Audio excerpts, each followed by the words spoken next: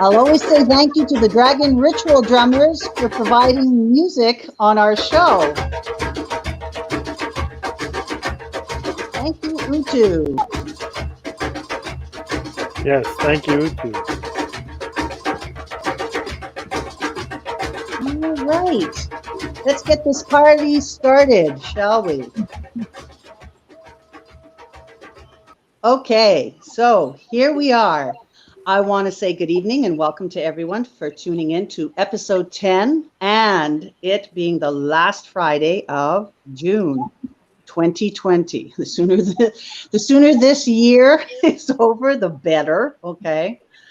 But anyway, I want to begin by introducing our other co-host, Beth Pert Weeks, who's also a valued member of our Ifá community. So I want to say, welcome, Beth. Welcome, Beth. Glad to be here. Great. And of course, good evening to my other co-host, Sean Jerome, who I always forget. Everybody, welcome. Welcome to episode 10. And Beth, don't send me messages now. You're hiding everything. Okay, the surname is not Pert, it's Peart. Peart, okay. Our valued co-host, Beth Peart Weeks. Okay, anyway, let's get back to the show here. So I'd like to begin by saying Beth and I are excited to interview two of our Facebook friends. And because we get to interview our Facebook friends, we get a chance to get to know them a little bit better.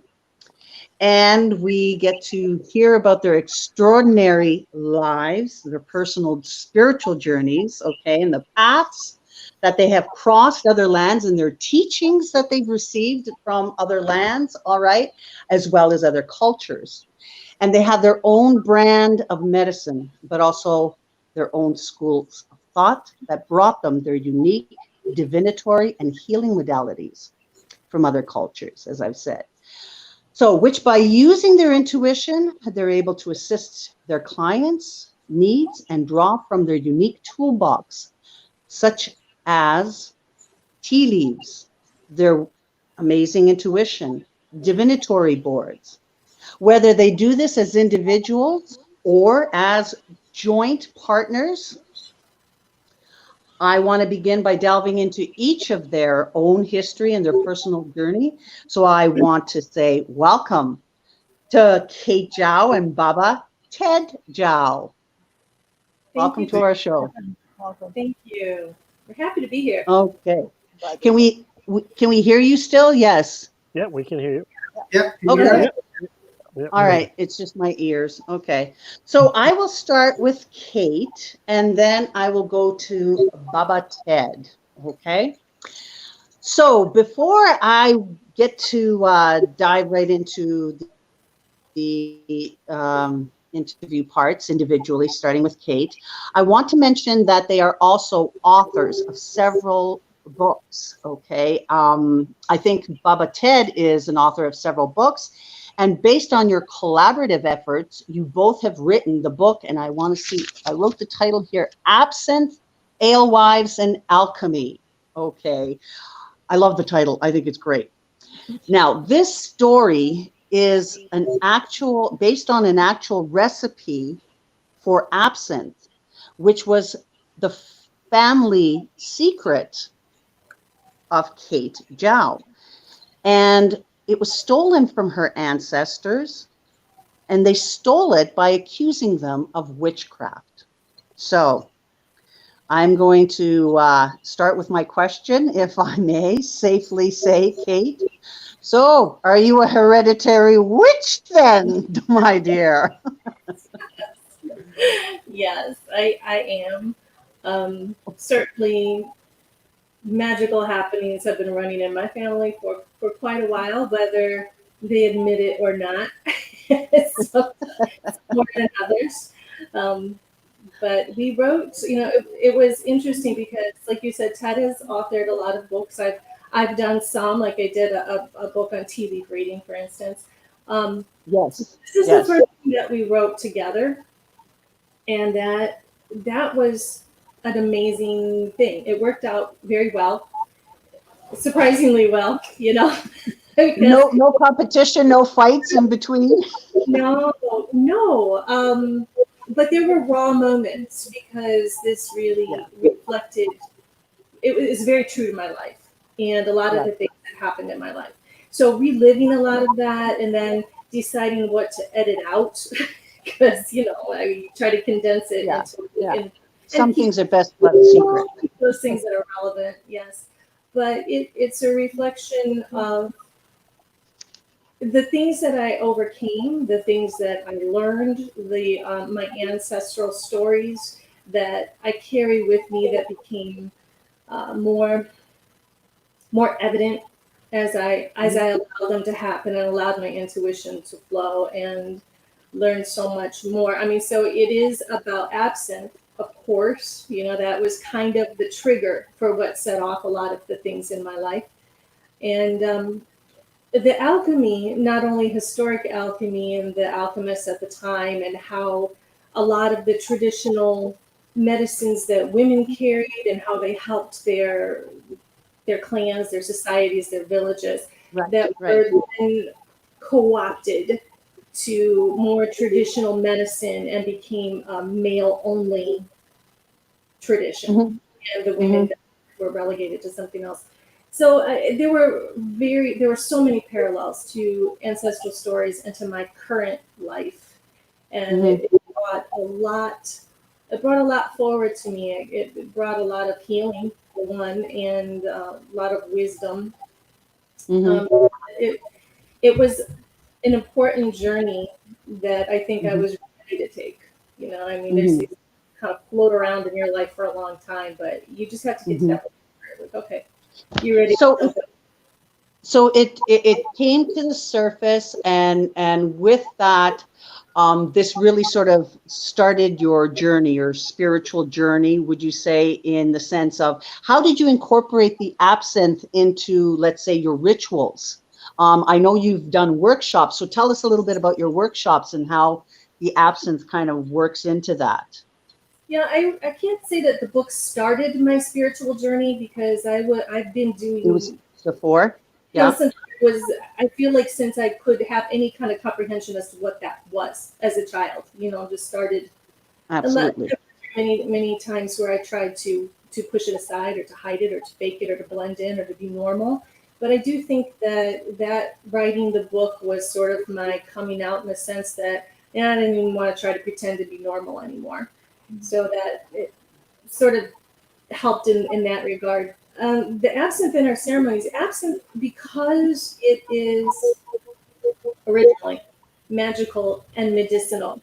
It wasn't a drink to use to get drunk. It's a prescription, and the recipe was changed according to what that patient's needs were. You would adjust the herbs and the amounts and according to those things.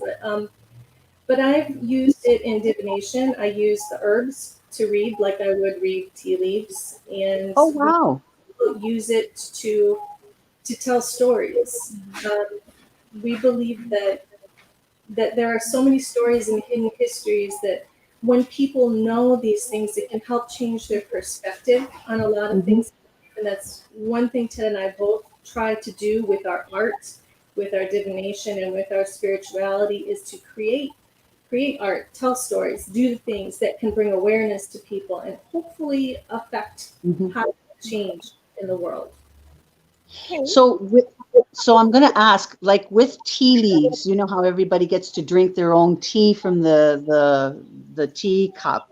Do people get to sample your absinthe too, and then you read directly from that? Is that how it works? Well, I generally will make an absinthe tea. So instead of using the alcohol, I'll use it as an infusion and make a tea out of it, and then read the herbs. But of course, anybody can sample my absinthe. I'm happy to share. I love it. I love it. Okay, so this is a recipe that was actually handed down in your family. Is that correct? Yeah, but like I said, recipes were like prescriptions. So they change. The basic ingredients Yeah. amounts varied according to a patient's need. So I Right. have the ingredients, but it was tweaked according to what was needed. Do Beth, you tweak them? Beth, you have a tweak it? question? Well, Teresa just asked it actually. I was wanting Oh, to okay. ask about the ancestral connection with the recipe. If you did use, the recipe that Yeah. Do you? through So your do you use? family. And do you? Sorry, it's for some reason I can't hear that well. Maybe I'm covering my own speaker. Sorry. So do you use your own intuition? Like, let's say if somebody was coming to you for a reading, would they then say, I need a reading, and do you do like a premonitional type of thing of what you think they might need, and so you kind of tweak that recipe of the absinthe accordingly? Is that how you would do it? No, if I decide to use the herbs, I'll just use my basic book of herbs that I have. Okay. The herbs generally used more for like a physical illness. When I'm doing readings, the thing that I tweak is maybe the tool I use to read. I mean, generally when I know I'm going to read for somebody, it starts pretty much right after we agree to meet. And a lot of times prior to that, I'll have visits from their ancestors. I'll have a lot of information coming to me before I even talk to them. People start to get really chatty and start to pump in the information. And then I kind of know if I'm just going to sit down with that person, or if I need to use cards, or if I need to use tea leaves or absinthe or my board, whatever it is. Like I get a feel for it then. So that's the part that I get. So it's kind of premonitional in that sense. You get a feel for the person in that sense, right? Mm-hmm. Before they come for a reading. Okay. Sorry, Beth, did I ask the questions you wanted to ask? Yeah, pretty much. My at least what popped into my mind was the recipe, that the basic recipe that you used was that something that had come to you through your family. And I wanted to ask you about your mom too. And did she do this sort of thing? And My mom, she's probably one of them that won't admit too much that she's very, but she would read handwriting. She did a lot of herbal things. She did hands-on healing, but was never anything. She's not a witch. My grandmother read poems. She also did handwriting. She did some tea leaves. I mean, it was just everybody did something. My aunt used cards and Ouija boards, and so it's just what everybody on it did, but wouldn't admit to anything. Can I add something? We're using the word recipe, and one of the things that we found out is that, so I'm a Dutch speaker, and Kate's family is from Switzerland, and so where it comes from, the word recept has been translated by people talking about absinthe as recipe, but really recept is like RX. It means prescription. So French as well. What they stole was the ability to prescribe, and what they stole was the basic set of things used for those prescriptions. And so there's a basic absinthe, which has the absinthe herb, but all of the other ones that were all standardized by Louis Pernod, who was one of the recipients of the stealing, and the first person to actually steal it from these guys and take it to France. They were stealing a prescription.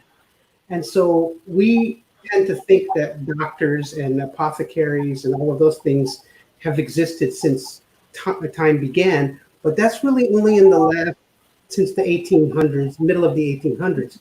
So back then, so we're talking about the 1700s, recipe in Swiss, German, in Prussian, was a prescription. They actually stole her ability to prescribe. And wormwood, the main thing that was in of almost everything, what we call the digestif. That part became standardized because of a list that they stole, and they just threw everything in. And so a lot of what we think of as absinthe is a liquor today. Yeah. Yes, yes. the- And it ended up being a liqueur, as I did a little bit of research on that. So it went from something that was medicinal to something that they created, and obviously are making money on that. Now, Yeah. Beth had a chance to taste the absinthe. Well, So Beth, how did you like it? Like, what did it taste like to I you? have to tell you, I didn't taste the absinthe. I tasted the wormwood extract that Kate would mix with sugar to make the absinthe.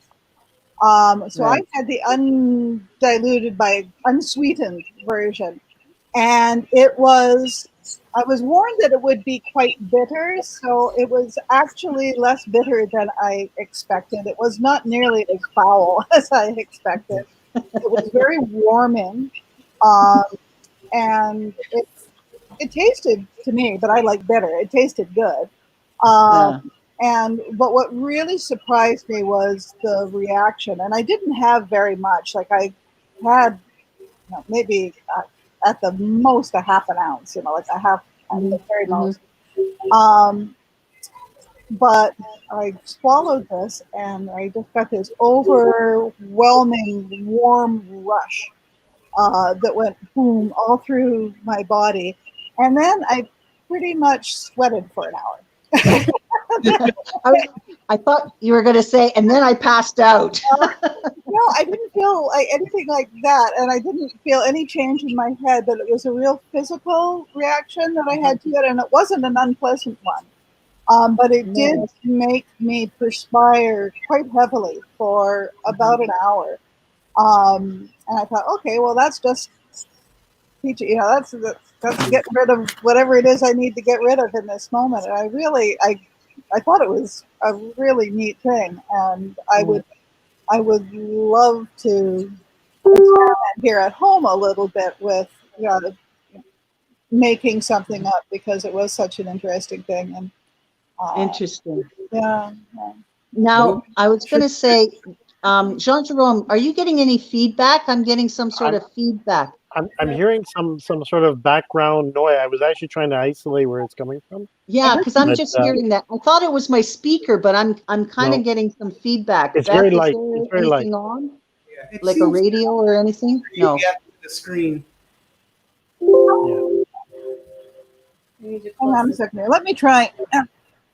I'm gonna turn off the AC. I've been, speaking of perspiring, but Okay. see if that makes I don't think any difference. I don't know if that was that, but anyway, but wasn't absinthe also used for hallucinatory purposes? I mean, to get a trip to go somewhere spiritually? No, that would be shrooms. No. It probably would be pretty trippy just because of the high alcohol content. But Right. There were issues back, late 1800s, early 1900s, with people getting poisoned, but it wasn't actually the absinthe. It was the process that they were using to create the absinthe, and there was metal that was leaching into the drink, the liquor itself. And so if it was cheaply made, that could have caused some issues, but not the actual herbs or the alcohol. Okay. Now, I wanted to ask you about your actual divinatory boards, because I've seen a picture of them. I think they're quite beautiful. So tell me a little bit about that, because you actually are coming up with your own, your own divination system, right? So could you give me a little bit of background on that? It's called an Isis Oracle and Speaking Stones, and I work a lot with dreams, dream interpretation, and dreaming and that kind of thing. And when I sort of dreamt this up, first of all, I always loved Isis. I kind of talk about that in the book and her history. We're going to get into a little bit more in the lineage and how she's evolved through cultures and through time. But so Isis was important to me. And using the hieroglyphs in conjunction with her story and her mythology and that archetype and the geography, the actual physical geography of Egypt was all combined to use. And I used the hieroglyphs because to me they were like dream symbols. They were not immediately recognizable. So it helped to not lay over my own personal ego or whatever on top of them. You know, it was just like a parallel. I like to work in parallel so that I can try to keep things cleaner. And the hieroglyphs helped me with that. And then it made sense to use Isis according, like with everything else that was going on in my life. So I used, I created the board, and what you do is you cast the stones on the board. Each stone has a hieroglyph, and you read according to where it lands and what the energy of that stone is. And so I'm able to cover the chakra system and the actual energy. So you get physical, mental, emotional health, and sort of hidden in the board if you are certain traditions, that you can use it and tweak it to your own spirituality as well. Nice. Now you're a beautiful illustrator. Your artwork is amazing. I've seen some of the samples of that. So there's, correct me if I'm wrong, there's an actual mural that is of Mama Moses, if I'm not mistaken. Can you kind of tell me where you have where it is, this beautiful art piece? Because I've seen only your illustrations for children's books and they're amazing. They really are. They're really good.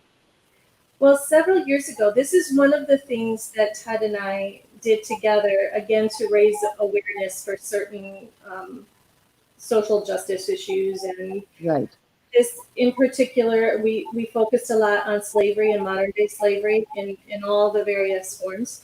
And so we created an installation that had representations of Harriet, Tubman, and Sojourner Truth, and also Yemaya with Tituba.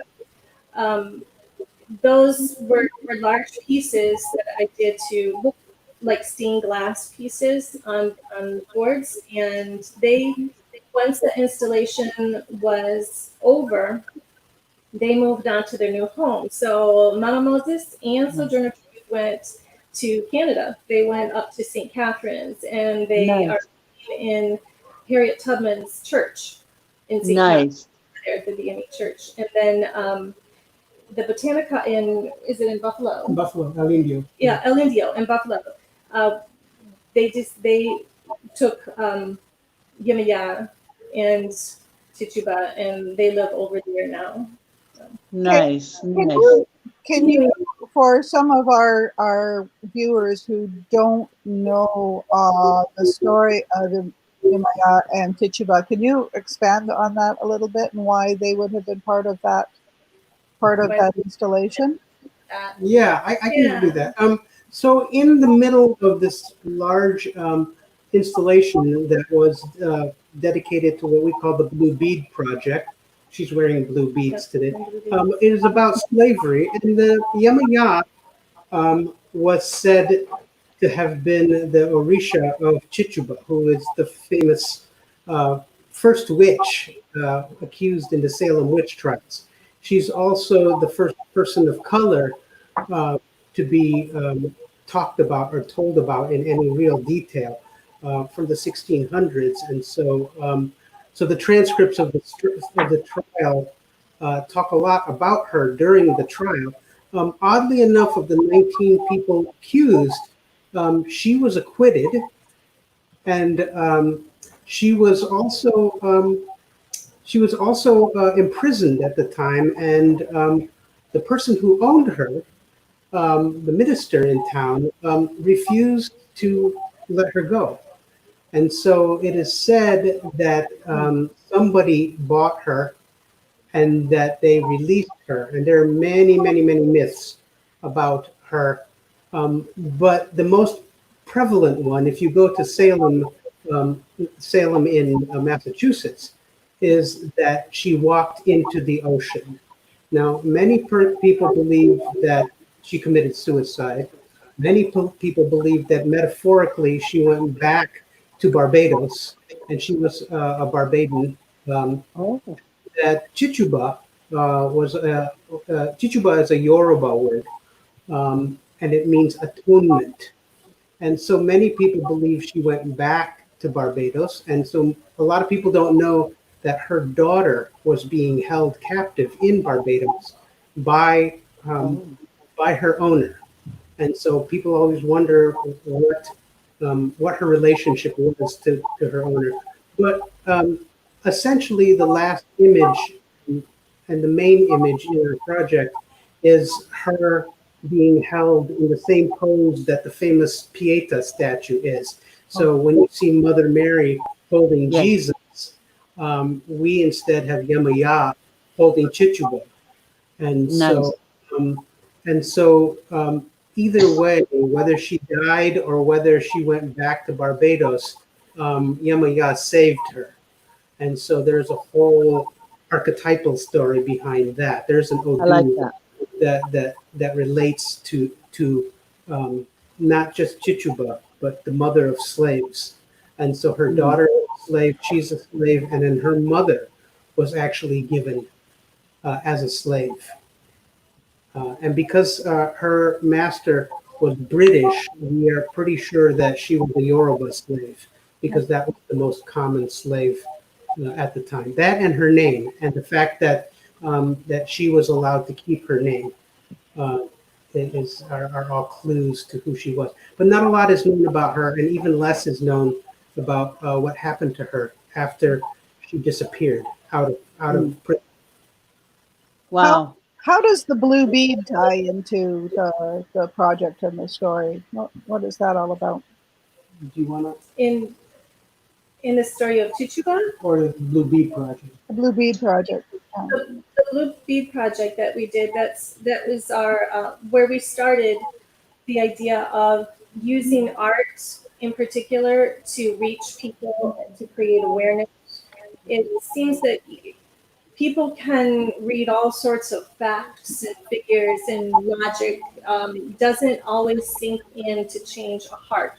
So we find that working through art and storytelling and more creative endeavors can reach people in a different place where it's less, they don't maybe feel as defensive or can be upset by something and are more able to accept some new Mhm. information and hopefully be able to change some minds. So it's really, the project is about creating awareness for those things. And we chose the blue bead because that was used as currency to buy and sell slaves. They would use blue glass beads as Wow.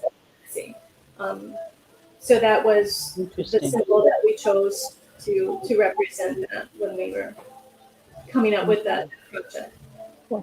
Now, now, I wanted to ask you about your type of reading that you do with it, besides with the divinatory board, which I think is fascinating. I love it. Your own intuition when you do your readings, when someone comes to you, do you do an individual reading as let's say in a mediumship type of way? You tune in with your spirits or spiritual guides. How does that work for you? I do.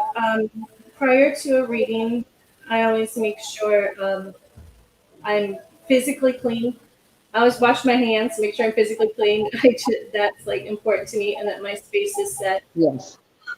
I prep by just then cleaning psychically and energetically and asking to get the best information that I can for whatever it is that they need to hear or that needs to go out to them and set Hmm. my brain. I try to get into a little bit Hmm. more of a altered state. Um, Everything, sometimes as far as like a mediumship goes, sometimes people want specifically that. Sometimes it's a fairly traditional reading, I guess, but they'll pop in. It depends. It's not a science, and as far as any Yes. spirits Yes. and talking, it usually there's somebody, but it might not be who they want. They might Right. not have a message. They want to Absolutely. hear. It's it's hard. I've seen a lot of really strange things and spirits that don't want to talk to me for one reason or another, even though they're there and they obviously have something to say. It's hard sometimes. Like I'll have sometimes get images, which is like on TV shows where they put little dots over people's faces so they don't protect the innocent, so to speak. I've had people come through that will put like this gray fuzz over an image or a story because I'm not supposed to know all the details. It's a secret between that person and that person. So then I have to try to talk around it and describe it so they understand they're not. Because it's like all sorts of different weird things will happen, and I just stay open to it. That's how your spirit turns around and talks with you, and it'll tell you these things, and only you communicate that way. Do you create a sacred space too before you do your reading? Like, do you cast a circle, that type of thing, light incense, invite specific deities, let's say? I don't normally cast a formal circle or anything like that. I do set the space. I clean the space, and I make sure that I'm not getting static, so to speak, or troublemakers or something that comes in. So I don't necessarily do a formal circle, but I've done these things for so long. Even when I do circles, it's just sort of there, you envision it. It just like you just turn a button and it's there again. As far as deities, the people that I work with, I don't know if you'd consider them deities. Okay. All right. With great respect anyway. So they don't normally, they're just sort of there and they guide. They don't necessarily come in on a reading or anything because it's really more about that person's guides, that person's ancestors, that person's about them. So I just try to set the space and keep it open. Right. Okay. All right. Well, that's interesting. And at those times too, that's when you sort of decide I'm going to do, let's say, cards too. Do you prefer tarot cards or oracle cards? Doesn't matter because I don't read tarot cards traditionally anyway.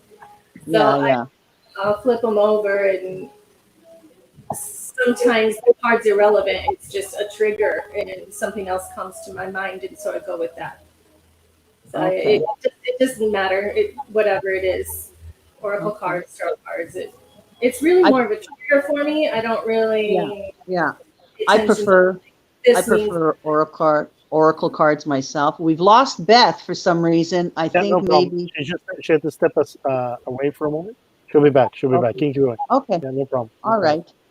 Okay, because I was just going to ask Beth if she had anything else to say on that, with regards to any divination or anything like that. But we'll wait for her. So in the meantime, was there a question there, Jean-Jerome? Did I miss something? So it's a very interesting.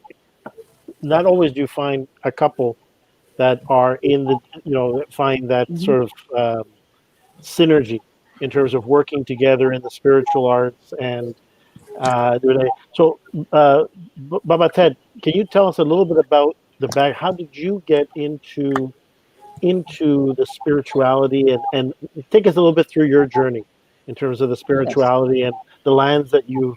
I like to use the expression that they used to use in Cuba, the various lands that one has traveled during spirituality. So, so the beginning of my road is as an atheist and as someone who was raised both Dutch Reformed and Pentecostal. So my grandmother was Pentecostal. So my first real experiences of any kind of what I think of as spirituality is through my grandmother, and so she was in the Pentecostal church that she went to, as well as all of the Pentecostal churches for like 50 miles around. The person that people went to for hands-on healing. She spoke in tongues. She did not speak good English, but when she was speaking in tongues, she spoke perfect British English, and she would translate. And so my first experience of healing and channeling and music and an Afro-centered faith was through my grandmother, who is ethnically Chinese, and she was a bought and sold born slave. Her father sold her to her husband, who was 40 years older than her, and he did not marry her at 13 like he was supposed to, because in his view she was possessed, and so they did exorcisms on her, Buddhist Confucian exorcisms and Reformed exorcisms, and then finally Catholic exorcisms, until she was in probably like 19 or 20, and and so he finally married her, basically because her father was just going to kill her. Oh my God. And so the relationship that I have to spirituality in my family is that we have devout fundamentalists in most of my family, except for my grandmother, who was ostensibly a fundamentalist, but she was the most naturally spiritual person that I know. And so early on in my college years, I was oddly converted to spirituality by Carl Sagan. So anybody who knows Carl Sagan knows that he is he wouldn't say he is an atheist. He would say he's a skeptic and a scientist and agnostic about them. But I spent a week with him, and his view of the world and his view of the universe and his view of how things happen was so beautiful and so logical to me that me, who was a scientist, actually fell in love with the idea of a not an intelligent universe or an intelligent like a deity, but the idea of mystery became really important to me, and so I held on to that as a sort of a search, but didn't really find anything until I was a union president and an AFL-CIO delegate. And so I was used to traveling around converting people to unionism. And so I was asked to come and speak to a group of men about 50 miles south of where I live here in Grand Rapids. And when I went there with my friend, who was an ironworker union activist, I found that he had tricked me to coming down to a sweat lodge, and it was there that I That's met. quite the stretch. That's quite the trick. Oh, by the way, we're going to a sweat lodge. Surprise! I wasn't converting them; they were going to convert me. That's called putting you on the hot seat, literally. It was totally that, but it turned out that grandfather La Violeta, who was an Anishinaabe clown, he was an elder, a sacred clown. He had actually heard of me, and he had grown up an atheist and an alcoholic, and in the service in Korea, he was stationed in Japan and went down to Australia for his what do they call it? For his break, for his liberty, and he was kidnapped by Boogie's pirates. So if you know the word boogeymen, those are Indonesians from the Bugis people. And the Bugis people are my people. And so we are the traditional boogeymen. And he was kidnapped by them and rescued by the Moluccans, who are also my people. And so the Moluccans are headhunters, but they actually nursed him back to health. They gave him his first pipe. They taught him the story of the Star Maiden, and taught him more about his Lost own. the mic. We lost the mic, Ted. Your mic. Yeah. There's feedback, so Oh, I was thinking that might be it. all right. Yeah, I think you're right. I think that is the feedback. Is that it? It might be back on itself. That's okay. Yes. Oh, Hold it closer to you and see All right. if that. No, Yeah. hold it. let me hold it over here. Is this better? Much better. Yes, Yeah. Okay. yes. So anyway, so the bottom line is that he was the first one to teach me about my own ancestors, and he did that as a payback, as well as telling me the story of how tobacco came from Indonesia and got to the Americas, and also the story of the sacred pipe. And so from that point on, I began to meet many Native American and Central American elders, teachers, wise people, whatever you want to call them, and became apprenticed. And so for many years, my path was learning and understanding divination through a more Central American and Native American, North American paths. Would you say more shamanic in a sense? I think Spiritual shamanic experience? if the word, using the word shamanic in its true form. I'm a student of Michael Harner's school of shamanism, Right, and right. so my view of the word is more anthropological than it is popular. Okay. So in a real simple form, I was studying people who intercede for their own people and become channels or voices or intuitives, and so my own path, sometimes not willingly, was to find and be found by all of these different elders. Where and it was that? Sorry, I'm just going to interject. Where was that? Was that when you were in?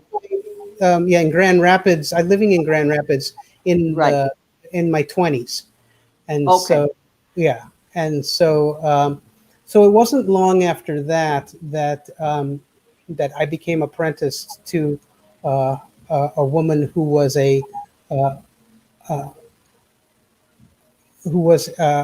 part German, but also mostly a Siouan. She had a Siouan background, so she came from very many different Lakota, Dakota, Nez Perce, and but she was also a Zazen archer, and so she had spent 8 years with the Zazen, and so her approach to teaching Native American medicine wheels was a very eclectic Zen approach to the idea of archetypes. And through her, I met many other teachers until I became the apprentice of a Jungian whose name is Dr. Mary Loomis, who is famous for. I was just going to. Sorry, sorry for interjecting.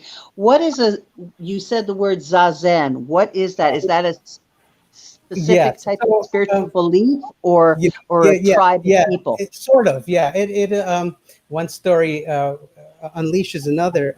She was actually an Olympic archer and a Native American who was literally off the reservation and was going to Berkeley. And she was an Olympic archer. And in 1976, we took ourselves out of the Olympics, and she had already been made the team, and that destroyed her. And so a couple of witches, a couple of reclaiming witches, had dreams about her, and they found her on the streets of Berkeley and realized that they couldn't save her. And so they did divination, and they sent her to Japan. So they got their money together and they sent her to Japan. And she ended up recovering from heroin and from cocaine addiction and alcohol addiction in a Zen monastery.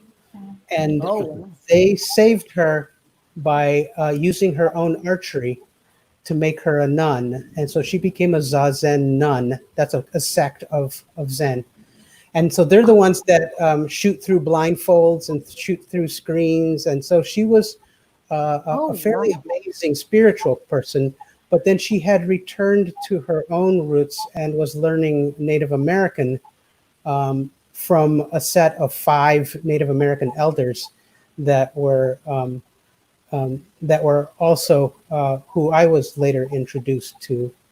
So, so my own teacher from that group of teachers was a woman named Dr. Mary Loomis, who was a Jungian psychoanalyst. And so my view of who I am and what I do is very heavily influenced by Jungian, By the Jungian philosophy. Yes. So I have this sort of universalist idea about what this belief is or that belief is. I look for commonalities. I look for patterns. I look for geometric shapes. So mandalas are important to me. So my own divination that I do that is Mayan, if I were to lay it out for you, all of the 22 cards, you would see a medicine wheel, but you would also see the 7 chakra systems. And this is your own devised divinatory system. This is a very ancient system called Shultan Tarot. And so it is the Kabbalistic Tarot overlaid on the Mayan system. And so from a Jungian perspective, I see it as a very universal way of working. So like Baba Jean Jerome would hear what I say, and he would hear when I tell him that we have 16 directions that each have 16 directions with 256 archetypal stories hidden within this card, and that there are 8 basic directions, and there is a duality, and that everything that the Mayan believe you will find in Ifá. And so it easily transfers over. And so when I started teaching African traditionals, the basics and the understandings of what's underneath divination, all of those things, whether you are doing Obiobata or De Lagoon or Marindan Lagoon, or you're doing whatever those things that you're doing, if it is a binary system that works in 8 directions, there's a commonality to it, whether you are in Kabbalah or Mayan or Ifá.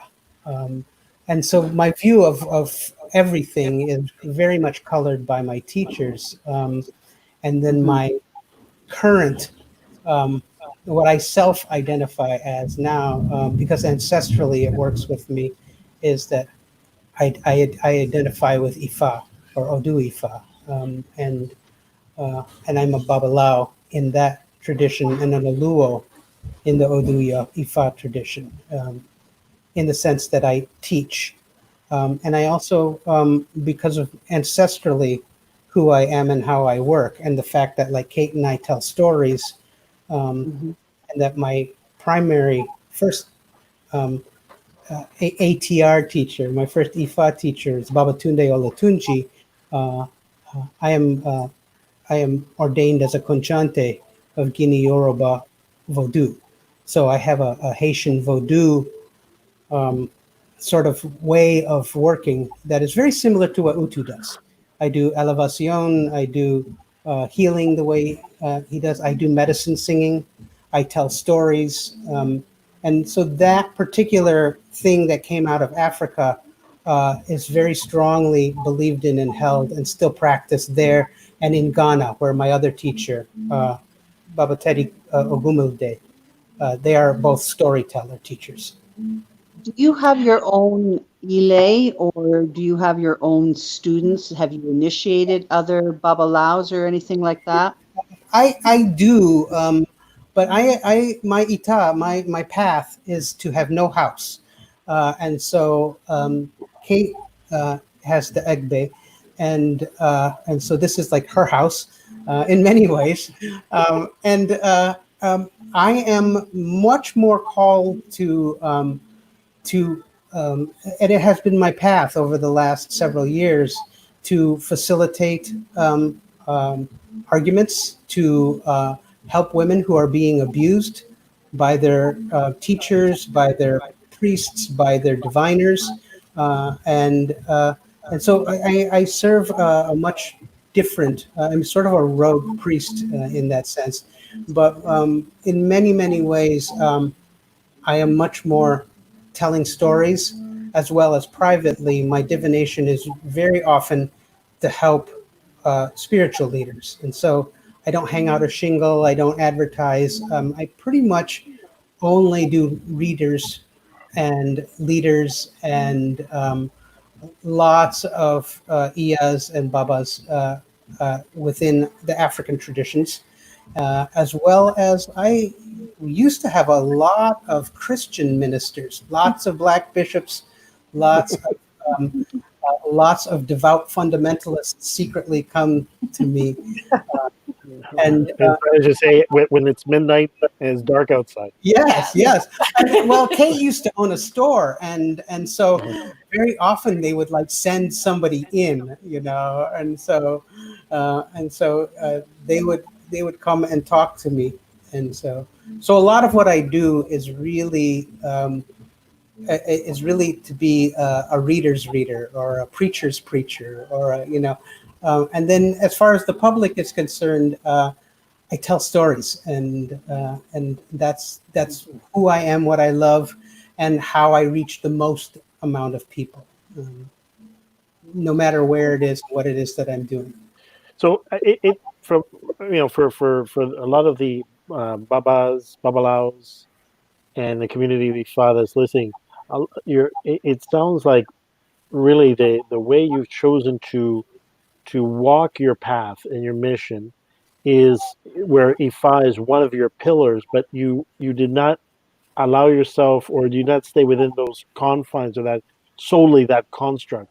But it seems like you've taken knowledge from other systems in order to be able to show and to discuss and to have that ability to relate the commonalities and the universal truths, as Yeah, opposed to something being strictly within one yeah, thought system or belief system, but showing the common points so that it brings about learning, discussion. Is that a proper assessment? I think that, like, as a Jungian, I'm always looking for a better template, a better way of viewing the world. And since ancestrally, um, that uh, I am related to the slaves of Ghana, of the prison of Ghana, that the worldview of my ancestors suits me better. It's the pillar that I can see best through. And so I think that my path has been a refinement to Right. something that is much more ancestral, uh, but at the same time much more universal. I find that the more I understand um, Odu Ifa from a historical standpoint, and from how it how it came into being, what it was before slavery, and what it became after slavery. Um, that all of those things inform my own life story and my own ancestry, and so divination and ancestry is the basis of what I do, and um, so it's not just one of the pillars; it's sort of the pillars that I see other pillars through, and it's the distillation and the thing that feels most authentic or most me to me. That's right. No, and I think Okay. it's important for people like hearing it. I mean, um, depending on the lineage, depending on how a person was trained, what particular family they belong to, and so forth. Ifa, depending on the country, the ethnic group, the the culture that it basically found a home in, you will find very different adoptions of the system of Ifa from a divination, from a ritualistic and healing, even medicine standpoint. Yes. And in other words, there's no, not just one flavor of Ifa. I mean, Yeah. that's why even in terms of Ifa, Afa, Fa, all the different modalities, and in many other modalities, they incorporate other elements. In Yes. Togo, it's very common to incorporate elements of Kabbalah, for instance, Yes. in Ifa or astrology. In Yes. Benin, astrology in the Fagbasa is very common. Yes. Interpretation of planetary movements and really an emphasis on planetary movement, even for deciding when to do ceremonies, is very common. So Yeah. I think it's important because, in the world, everybody there's in the last, as you know about TED, in the last 10 years, there's been different attempts to try to almost dogmatize or Mhm. uh, uh, you know get all the beliefs of Ifa under one banner, one Yeah. modality.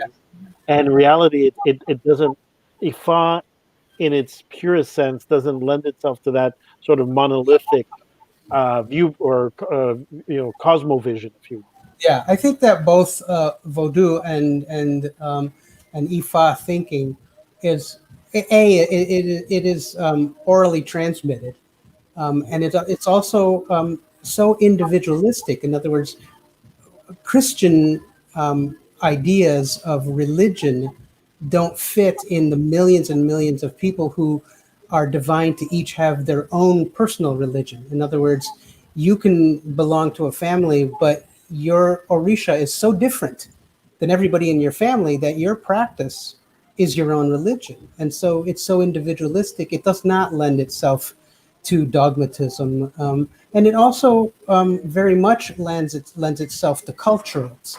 And so my own practices come from three places: Ile Ife, where the Epega family has their method of practicing what we think of as Ifa.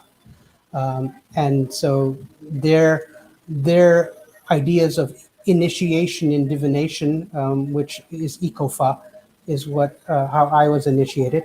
But also as Noluo, my practices come from Iwo. So Iwo is a place in west of the Yoruba people. Hmm. And that's where the Oluwos and the idea of how apprenticeships and teachings come. And that's because my primary teacher came from that area, even though he is Nigerian, and that his particular branch of what he taught, the divination that he taught, was specifically around slavery. And so the third center of my belief systems are the prisons of Ghana, particularly Beyin, where my own ancestors come from. And so my interest, my Ita interest in slavery matches Kate's because of our ancestry. What the blue bead is also called a Dutch bead, and so I am part Dutch, and so I have that karma as well, and so part of the stories and the things that we do and tell come from our ancestry, just like her book. So I'm working on a book right now that's the prequel to our book, and then much of what we learned writing the book has opened a whole other area of divination. And we're going to go into the relationship of Isis to Asherah, to Astarte, to Isata, to Parisia, to the Our Lady of Notre Dame, to the Black Madonnas, and how they're not just similar to each other, but how they're all the same. So, from an African perspective, we have that thing. So, this Yemaya might be like that Oshun, or and so the idea of diaspora is like the idea of evolution. It's like we need to adapt to our situations, to the different ancestors we have in different places, and to the different times, to the different problems that we have. So traditional Ifa from 500 years ago was not really a good answer to fight slavery, because the Yoruba were the slavers. And so what happened was that like the Vodou, who were the slaves, their ideas became much more prevalent. So so Legbara Eshu is not a traditional Yoruba figure, but was adapted because of how important his archetype and his idea became to the Yoruba, who themselves became slaves. And so in many, many different ways, the changes and everything and all the differences that we have are simply because we all honor and venerate our particular paths, where we choose to be born, what what our actual ancestors are, and what actually works where we are. And so I think that there is a good reason to honor and venerate every single version. And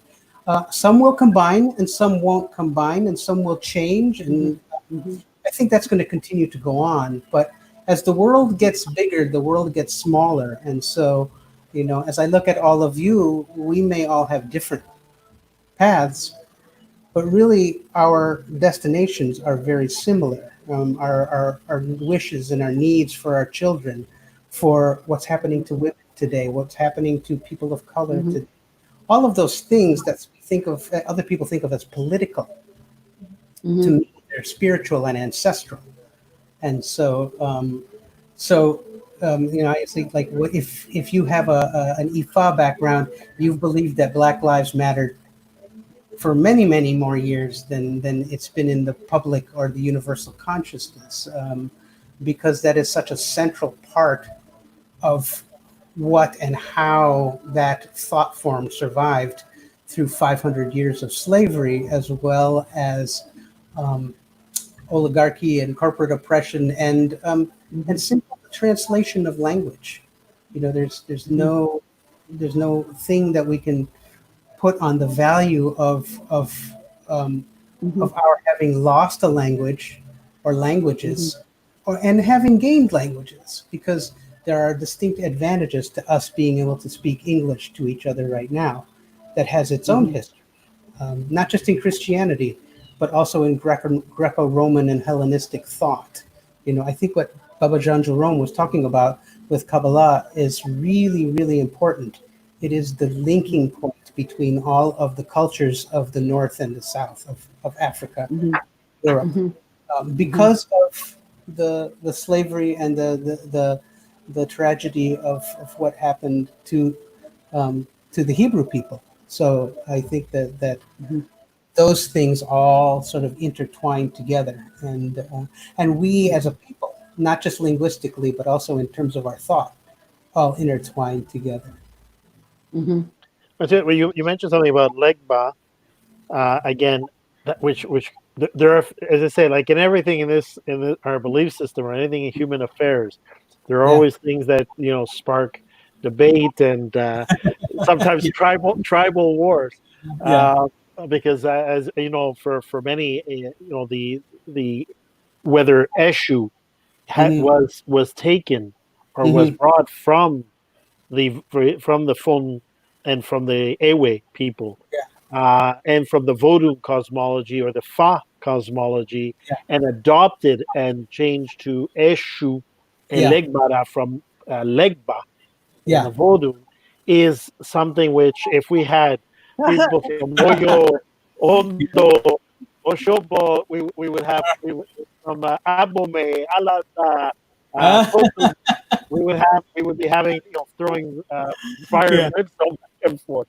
So I like to teach it through the evolution of song, because I think of recombinant DNA of the archetype, that to me, all of the different versions and everything have their own purpose and their own authenticity. And so when I teach, I usually teach it through a particular song. And so I almost always begin ritual with the Iwe, the griot song, which is a lament to Elegbara. But then I show how it how the song survives and comes to Cuba, and then to the Americas, and then to even into bluegrass. So so even though our ideas and our names and everything changes, the underlying energy of the trickster, the messenger, the powerful one, and the one who helps us, whether The we call spiritual him, archetype. yeah, Really the spiritual archetype. Yeah.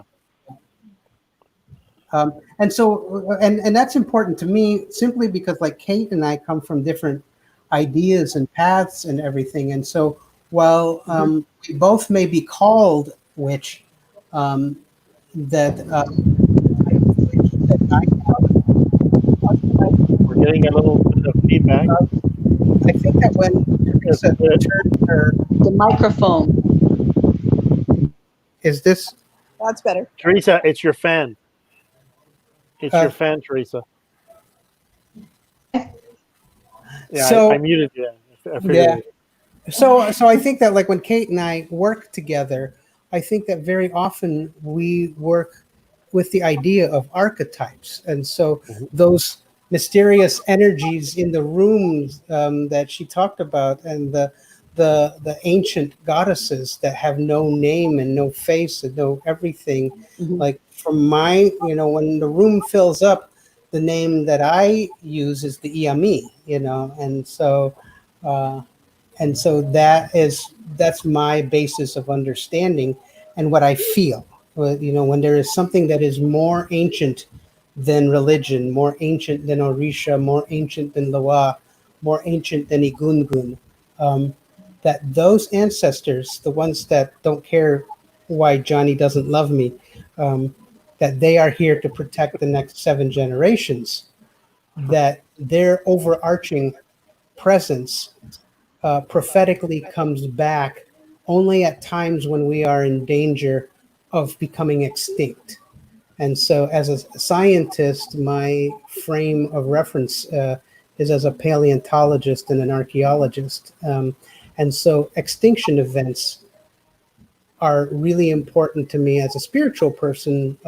Prophecy, different cultures' prophecies, the idea of what the 7 sisters means, for instance, in every ancient indigenous culture, whether it be the Yoruba or the Celts or the Mayan or the Native Americans. Those stories all have the same idea and flavor. And they also all point to specific times when we're about to F up our own existence. And very specific. So my very first teacher, Grandpa George, taught me the story of the Star Maiden and the prophecy of the Nabe, the Odawa end of times. And so in that particular story, they say the same thing that the Yoruba say. They say the same thing that the Maya say. They say the same thing that the ancient Celts say. And so all of the prophecies of these different astronomical people, the people of the Pleiades, and all of the prophecies of, for instance, the Dogon, the people of the belt of Orion, that they all of these people all are recognized, even on the cave paintings of 50 to 100,000 years ago. You see the same 3 constellations depicted over and over and over again. And so I'm interested in the archetypal myths of all people who are part of that. Whether they call it astronomy, astrology, stargazing, history, by far the Dogon are the most fascinating people on the planet in terms of what they still hold and believe. And there's no explanation of who they are and what they do. So I do think, and I'm really fascinated to talk about, how all of our different pieces are related and things. But I also am very, very much more interested in a story sense and in a song sense, how energies are so pervasive that no matter what we as humans put on it, whether it's Christianity or our own problems or whatever, that really underneath it, that we are archetypally human and the same, and that we come from a source. And to me, that source is Africa. So I'm moving closer to source as much as I can, at the same time becoming way more heretical than I ever thought I would be. You know, as a science, I have a tendency to understand how things change, but I tend to believe in the system, and I think that politically, spiritually, musically, all sorts of ways. I think the EME are the time of heresy. You Ted, let's just face it. You're a rebel. know, without a cause, A rebel with No, cause. he's a rebel. He's a rebel storyteller and integrates everything with this fine needle and thread through all of it. Yeah. That's how I look at it. Now, I wanted to ask you, it's interesting when you do ritual, in the sense of, I think, as Beth would say, when Utu and brought forth Conjuration Camp here in Canada, Yeah. you had opened up the ceremony. So you do an actual sort of festival type of ceremony. Is this where you would bring your song, like you're singing into the Yeah. beginning of a ritual or the opening of the ceremony?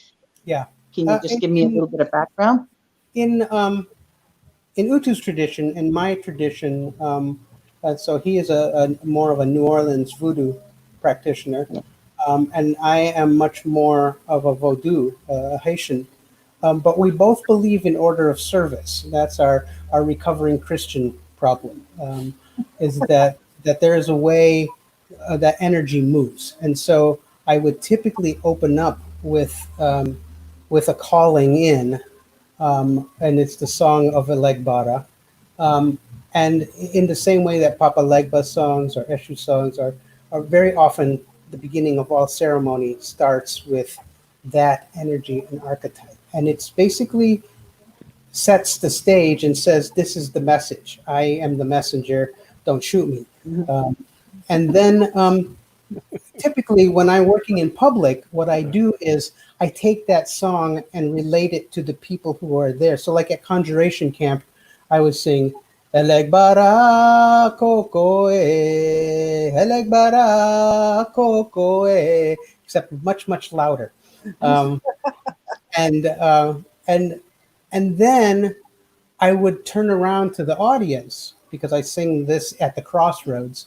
I would turn to the audience and I would sing Elegua marchenu okwabuke mabote. So that's a Cabildo song from Cuba. But again, it's the same song. So now we're singing to Elegua instead of Elegbara, same tune. And then I take them to New Orleans and I sing, sometimes I feel like a motherless child. Sometimes I feel like a motherless child. So now we're in America, right? In North America, we're in New Orleans.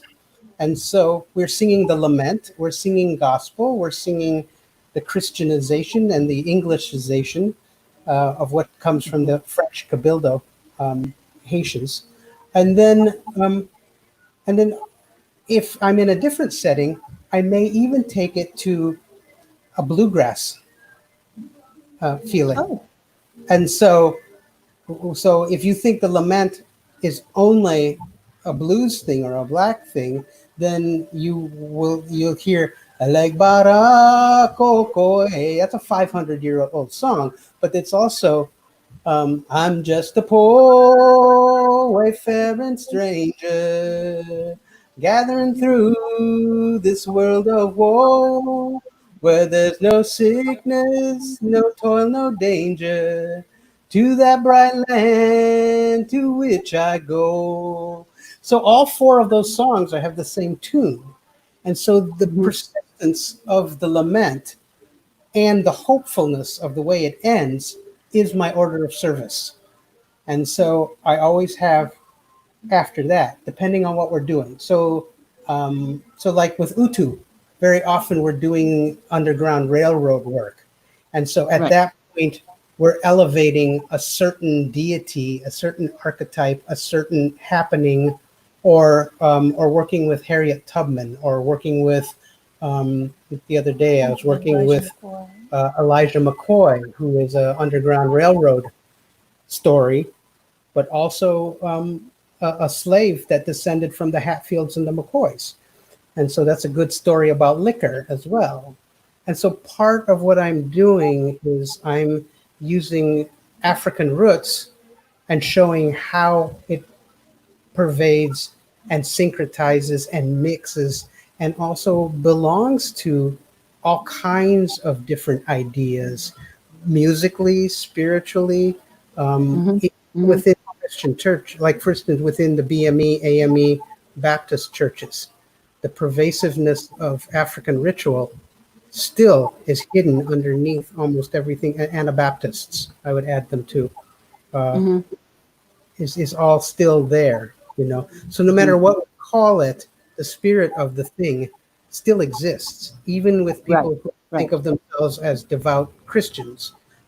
Just like you will find torrents of paganism in Catholic Mass, you know, and in the things that they do, is that they too, underneath what they do, honor their ancestors and honor their DNA memory of how to do things and how to be. Sometimes with the music, sometimes with the rhythm, sometimes with their words, you know, like what's hidden in Latin. And very often, like in Judaism and in Catholicism, in the sacred geometry of simply how they sit and where they walk and what Sephirot means and what Kabbalah teaches us simply by how we walk through a space. In much the same way, a witch will walk within a circle, you know. And so there is something human in the DNA and the geometry and the singing and the stories that we all hold that transcends our differences. Absolutely. So, Beth, you had some questions of Baba Ted in regards to more than just spirituality, in regards to what you, Baba Ted, feel very strongly about, and we touched upon lightly with regards to slavery. That's right. So, did you want to? Yeah, if you could, I was wondering if for the listeners, if you could expand a little bit about your personal sort of familial connection with. You touched on it briefly there, but I was so moved by what I know is the story. I wonder if you could expand on it a little bit for us.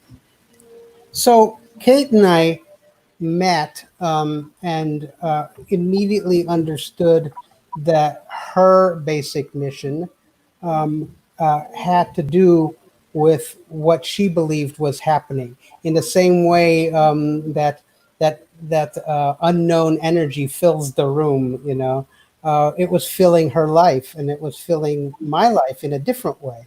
And so, so part of my ordination, my initiation, is that ancestrally, my ancestors come from the slave prisons of Ghana, and so as a witch in the Yoruba tradition, my veneration is towards my ancestors who have the history of slavery.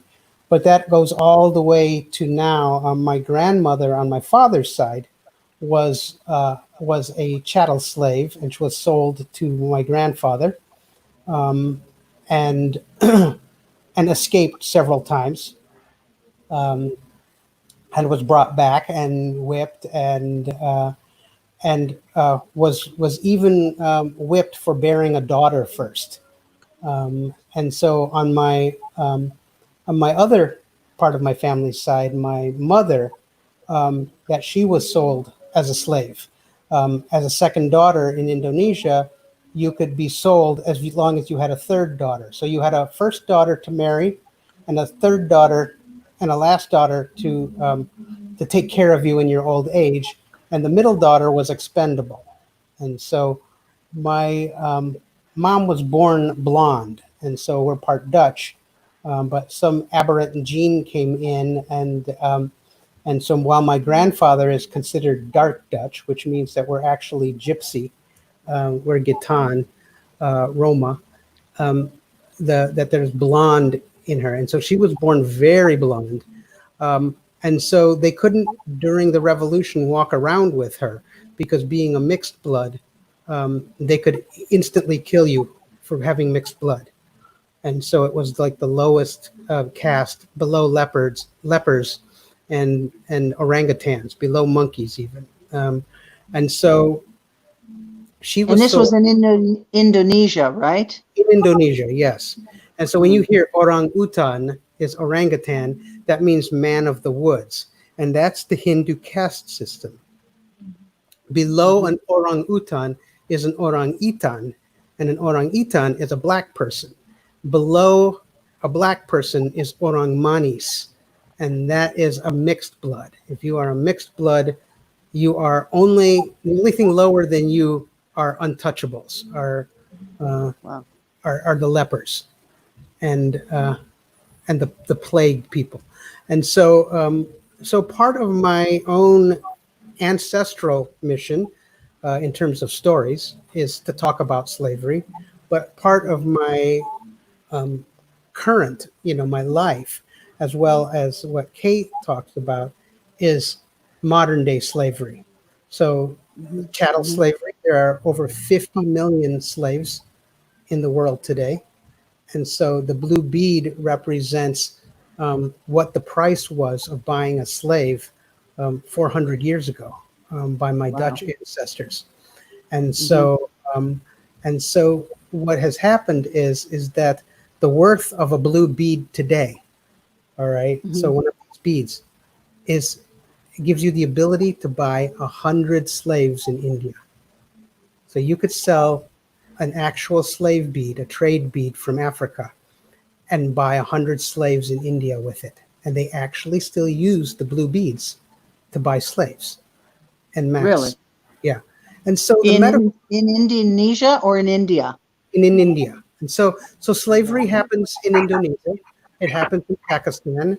But it also happens in the Slavic nations. And so the Gypsy, the Gitane, the Romani, the Roma people, the travelers, all of those people are considered to be sellable. And so the third largest populations of modern slaves are in the Slavic nations and in Europe. And so more Gypsy, Romani, Roma, Sinti, travelers, wheelers, people who come from Pakistan and India originally that we call gypsies, that they are the third most populous slaves in existence today. And so those three populations are very close to me in terms of my own ancestry, and as well as what affects us today, and so very close to that is within the story of slavery, like chattel slavery, is the story of sexual slavery. And so whether you are a plantation owner, prevalent these days with a lot of young women disappearing, etc. Yep.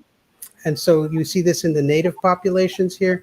And you also see that that on a very personal level, that slavery is not something that is so distant. If you look at in North America, the number of people who are married to people who actually own them, who actually bought them with their wealth, that own them because they cannot escape their abusive situations. They are owned by the men that they married. And so this is also part of this idea of slavery. And so there are many, many, many forms of it. And so Kate and I use our stories and our time and our metaphors and our own personal stories to talk about and to raise awareness for what mostly women and children are going through now, but even men. And also to say that this is not ancient history. This is not a story. This is not mythological. That the number of chattel slaves human today, story. Oh, it outnumbers all of the chattel slaves sold through 400 years of Middle Passage. And so 50 million slaves is much more than African slavery. And that doesn't go into the slavery of all time. But for all of us who don't understand the PTSD of our culture with African slavery, we're experiencing it today. You know, when we look at how the descendants of those slaves are treated, and even more historically, what Kate talks about, how women have been treated historically. And so the story of being labeled a witch is the story of being labeled a woman, and the story of losing your sustainability, your craft, your ability to make cures, and to have it being turned into medicine and into apothecary and into religion and into government, and losing your position in society is what happened in the Slavic nations. The word slave comes from what happened to the Slavic people to women by the Sorry, Byzantine. I will correct you there. Yeah. That is incorrect, because the word slave actually in Polish is słowo, which means Yes. people of the word. It has nothing to do with that. And I know where your source is coming from. An American, I believe he wrote a paper on that, and that is incorrect. I'm sorry, Baba Ted. That So is not correct. you have to go. You have Does to go not read our- translate the word slave to Slavic, okay? Yeah. Just for the record. because there is a metaphor within the people of the word, and not just for the Polish, but also for the Jewish people, and also for the what we call the gypsies at that time. But I suppose that's a whole different show. That's a whole. How do you That's a whole see different discussion. When the book comes out, I would love to have that discussion, because there's a distinct relationship between why those words were used that way. I'm not gonna use the word pun, but I will use the word overlay, and a very a distinct and pointed reason for that ethnic slur to occur, especially to the Polish people, and that figures into our alewives story too, because the Polish people are so important in the development of ale and beer, and what happened to them as witches.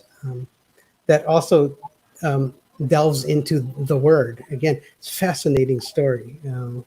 Just to let you know, the word słowo is spelt S-L. It looks like the letter L, but it's Yes. actually a cross, Yes. and then A-W. Okay, so it actually means word. There is no reference to it being anywhere linked to the word slave. That is a correlation that has been made between, like I said, someone who was trying to put a paper together, and it has been disproven actually. But anyway, I'm just going to leave it there, because I know that the word slave does not translate into English or from Polish. The word slave is actually słowo. Okay, so if you were to phonetically spell it, it would be SWOWO, swovo, or VO, right? So you can't translate the word slave from Slavic.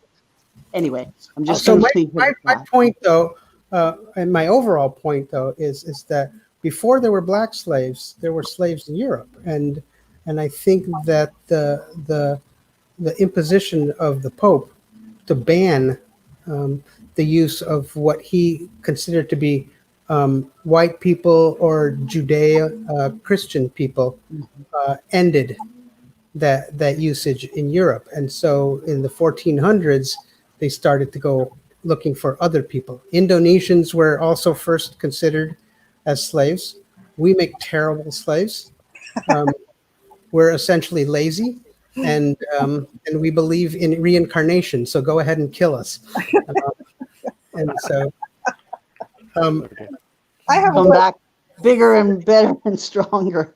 I mean, I kid about that, but when New York became New Amsterdam, they brought Indonesian slaves, and they all committed suicide on the boats because they knew they were going to Manhattan, and they were leaving paradise and going to New York. Oh my God. And then And then my own ancestors were brought from Africa to Indonesia to replace Indonesian slaves in the cotton fields. And so Indonesian I just cotton. sorry, I'm just going to read what Ayanifa Ifakami had written there. There was slavery in Ireland also, white Yes. cargo.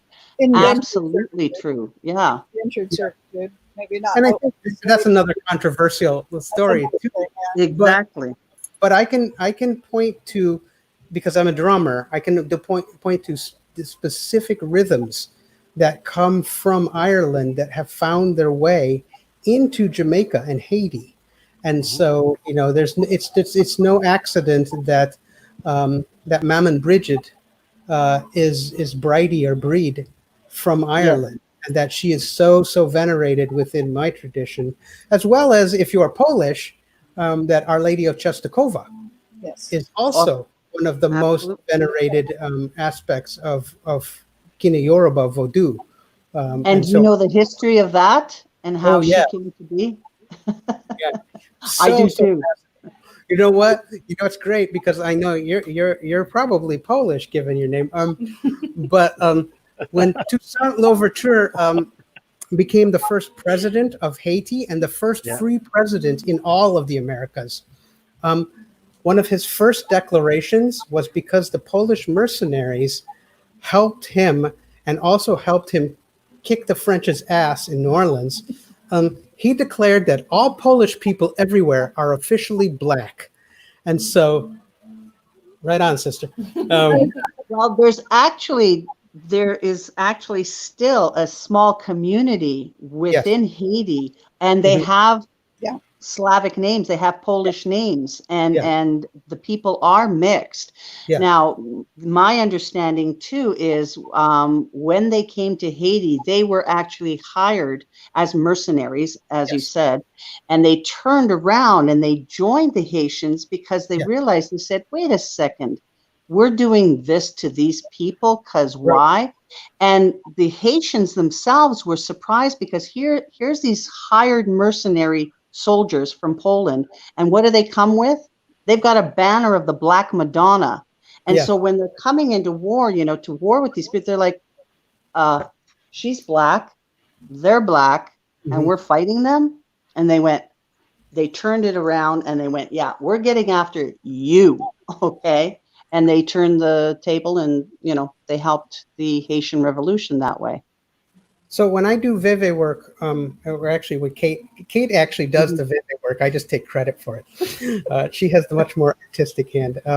But within the Veves that we use, Polish masonry forms a large part of the symbology of that, as well as Muslim symbology. And so the idea of the embroidery, when you see all the embroidery and the different, you know, again, the Polish, the symbology and the Veves, very similar. When I first saw them, I went, wait a minute, I go, that's Polish, you know, and then I'm like really looking at it, I'm going, okay, it's Haitian, voodoo. Very cool. Yeah. Interesting. Very interesting. I think that I just recently did a talk about John Montané, Dr. John, the older one, the one from the 1800s, and the same thing occurs, is that so much of Polish Masonry and so much Masonic thought and so much Islamic thought is hidden within the New Orleans voodoo ideas and community, because they too came from Haiti, and that they're also much more. On top of which, the idea of Our Lady of Częstochowa has 3 scars. You know, she has the scars on her face, and so to the people of the West African people, they see that as a sign of property and royalty. Yeah, and so Dr. John Montané had 3 scars on his face, and so he was from the Bambara people, and so the Senegalese people had those same ritual scarrings that were thought of as aristocratic, but also as prophetic. And so seeing the scars is such a it's such an amazing revelation for that revolution, and No, it definitely power was. revolution in many different ways, and still does today. And so voodoo practitioners here in our town go to the Polish side of town. The west side of our town is Lithuanian and Polish, and so in Saint Isidore's Catholic Cathedral, there is a statue of Our Lady of Shostakova, because the Polish people there. But you will often find Vodosante ebos and offerings given to her. And so the Black community right now, while this whole Black Lives Matter thing is happening, the Catholic priests don't understand why they're all going to the Polish church and leaving Black Lives Matter stickers and all kinds of things. There's a reliquary underneath that was stolen from Haiti, we believe, and so we think some of Our Lady's relics are hidden in the altar of the church here in town, or stolen from Haiti in the 1960s. Wow, that's interesting. That's very interesting. Thank you to the Ian Ifa for bringing up the idea of the Irish as well.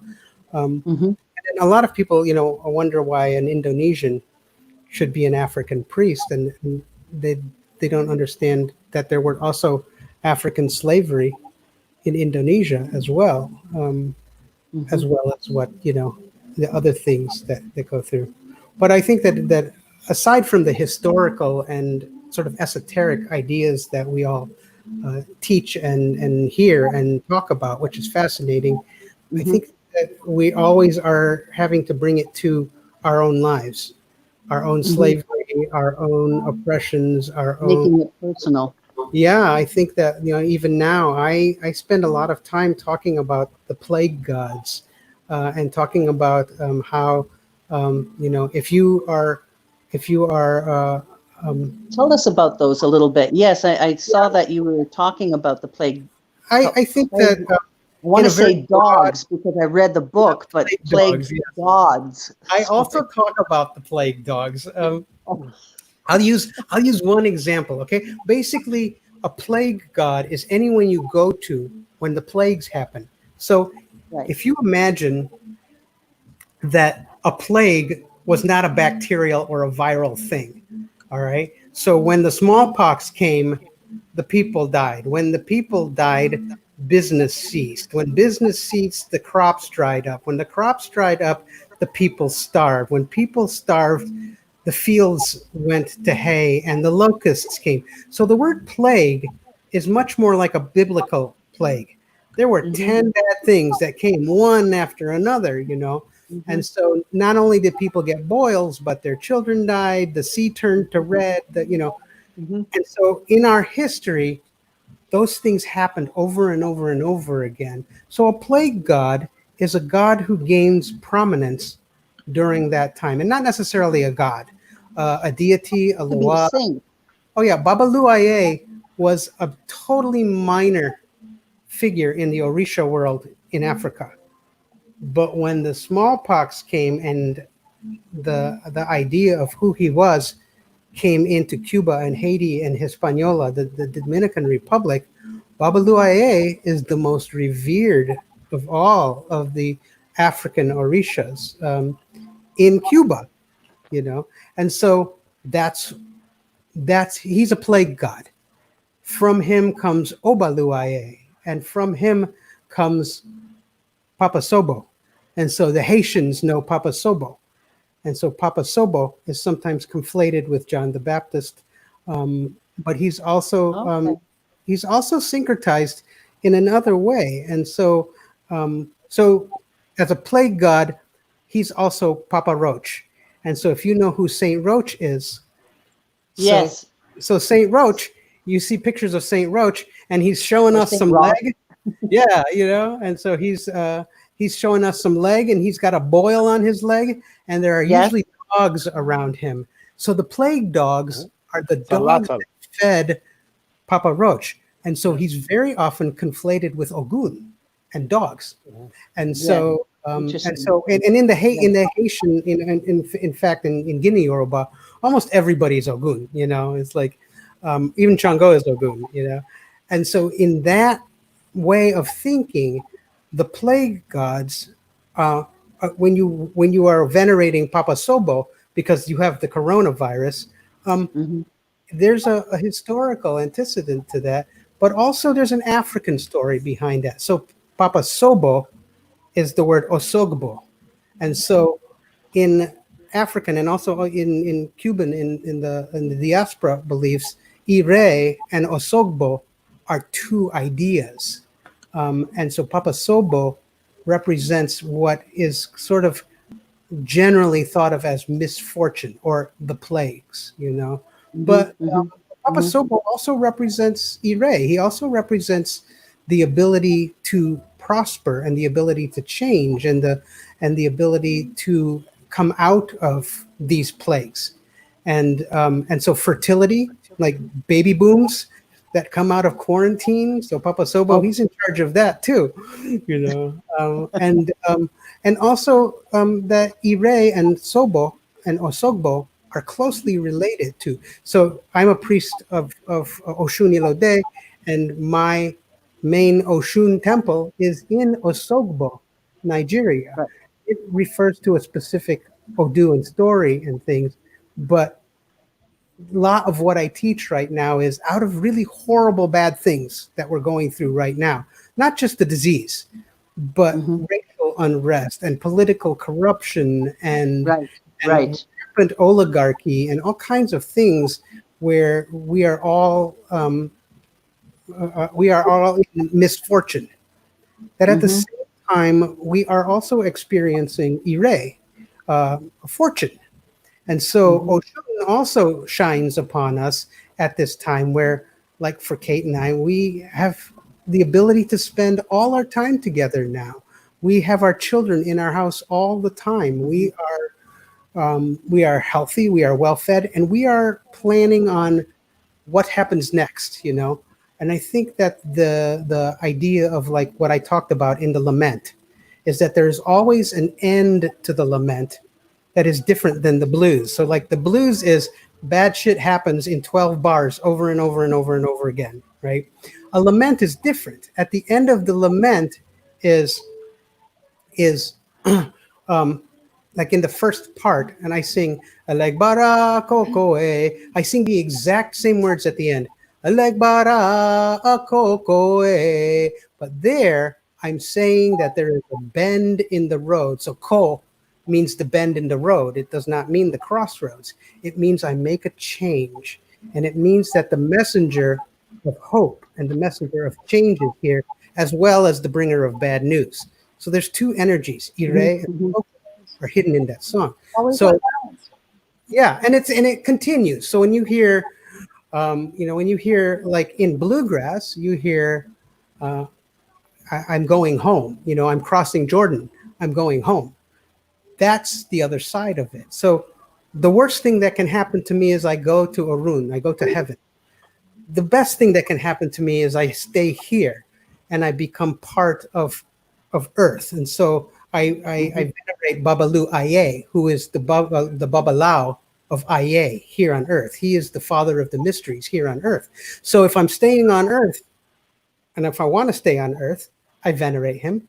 But if I die, this is a no-lose situation, you know. And so the sort of pessimism that we have as recovering Christians or recovering Hellenists or Greco-Romans is this idea of punishment and sin and whatever. And that's not traditional for African thought.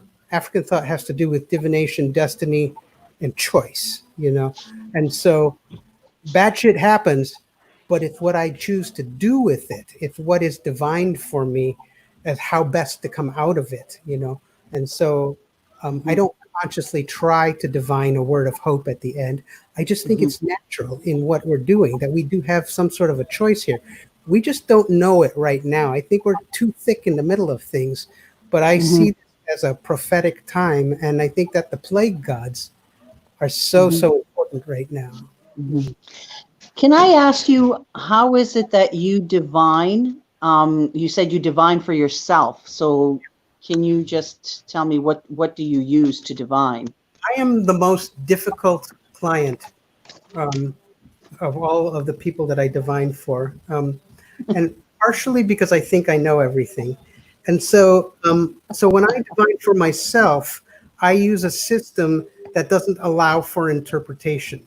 Okay, so typically when I work with other people, I work with Shulton, Mayan Tarot. I work with I work with cowrie shells, if they're African traditional variants. Um, Mhm. but when I work with myself, um, I typically do one of two things. I ask Kate. She's much more As you should. conversant at this than I am, and so she is the Odu. Objective too. But I think that the second part is like if she's not there, I very often turn to a form of bibliomancy. I take I take Right. I take a book of Ifá or Odu verses, and I will randomly open it, or I will do a cast to come up with the binary number, and go to a specific book, and then I go to the African translation, what they call the left hand side. So I find like books by Bascom and Herskovitz are very good for that. Um, and and so what I do is that I then read those, but in a very specific way. Okay.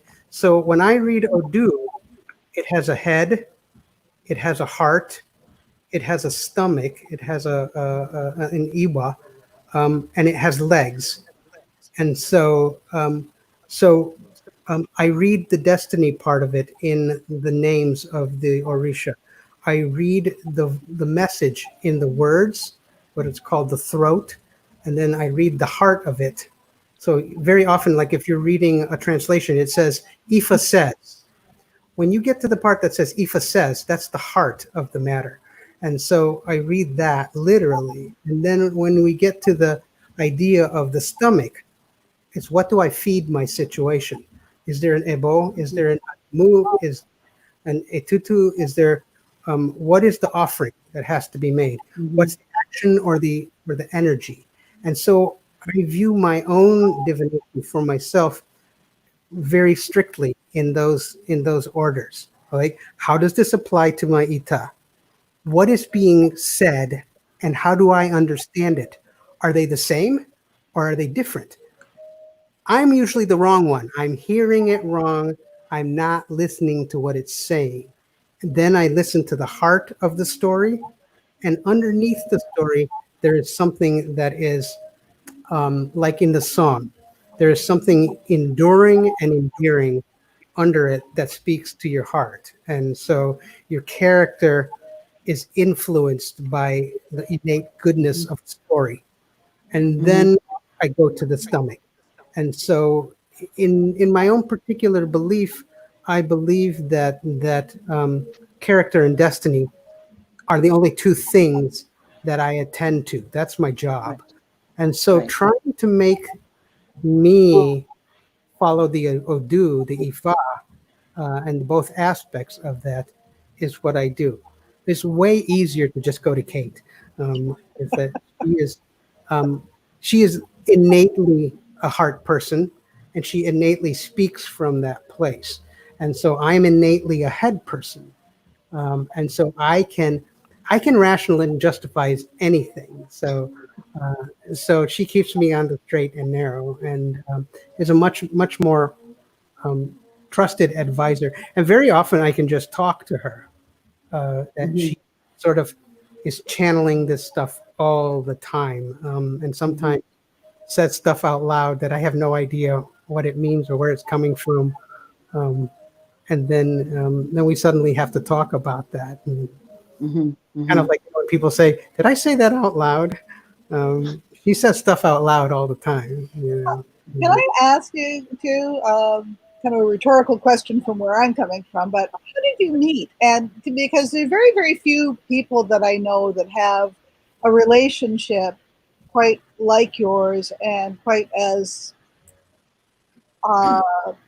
what's the word I'm looking for, as Dynamic. complementary to one another in terms of your strengths as you have. And I know a little bit about this, but again, you might fill in the rest of the folks. My answer is please buy the book. No, I think that Kate probably needs to answer that. Yeah. Because she's more honest. Yeah, well, many years ago, I owned a metaphysical shop in town, and there was a morning that I would drop off my kids to school, and then I would drive in and open up, and I usually had some time in the morning to take care of things in the store and not open up right away. But that morning, for some reason, I'm just like, yeah, I'll just unlock the door, throw the open sign up, and just go about my business. And I noticed that there was a car that stopped outside of the windows, and there's a gentleman got out of the car, and he had his back to the store and was kind of looking around, and then turned around and looked up at the store and walked in. And this was like, it was supposed to open around 10 in the morning, and I think this was around 8:30 or so, and normally I wouldn't be open. Mm-hmm. So he came in and we started talking. And he was actually looking for a place. He had just come back into town from the Dakotas, and was looking to do some readings or do something to, get reestablished. He had lived here before, but it had been many, many years, and had heard about a new store where he might be able to do some readings. And turns out he was dropped off right in front of the store he was looking for, which was mine. And so he came in, and that's actually how we met. And at that time, and started talking and became friends. And I was married at that point in time, barely, but I was. And so, we became friends, and had a lot of, that particular shop, though it didn't last, it definitely served its purpose, because not only did I meet him through there, but so many really, really, really amazing people who are my friends to this day, who helped me through some times that were really, really rough. And they're still my friends. We're still connected. And Nice. so, that's kind of the short version. And yeah, we met at that point in time, and he just kept coming by, kept sticking around. He wore me down. And I'm like, all right. So Yeah, the fact that You couldn't get rid of them. she cast a spell in a cauldron in her shop, and it kept coming back. in a weird way, yeah, because the person so different than the person I was with at that time, and it was really troublesome to try to fit that life and what was expected of me. I just couldn't do it. I was becoming physically sick. It was really rough. So there were many times I would just pray, like I wanted to meet someone. I wasn't thinking necessarily romantic relationship, but at that point, like just kind of like anybody who would not think I was, like let me be able to talk to you. Like, yeah, I hear voices, but I'm not crazy. I swear to God, it's like I'm just, be able to have someone to relate to in that way. What is? I think that comment is very important. I think for people listening and people who have an intuitive gift, or are given a gift in terms of, and they sometimes look at it as a curse because their families, their immediate families, siblings, community, friends, can be very harsh and can be very abusive, and can, I think it's very important for anybody. One of the reasons, we did this show was to let people know that irregardless of your modality or how you practice whatever belief system you practice, whether you do it one way or whether you do it the other, there is no monopoly again on the ability to communicate with spirit. It can come in different shapes, forms, directions, archetypes, sources.